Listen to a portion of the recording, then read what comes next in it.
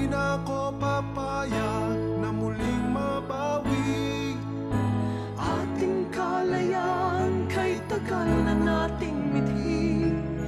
Di na papayagang mabawi muli. Magkakapit-bisig ang libo-libong tao. Kay sarap palang maging Pilipino. Sama-sama isang at hikain. Kailan may di na paaalipin. Handog ng Pilipino sa mundo, mapayapa para ang pagbabago.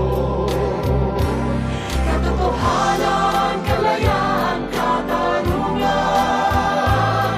ay kayang makamit na walang dahas. Basta't magkaisa tayong lahat. Ikaw at ako.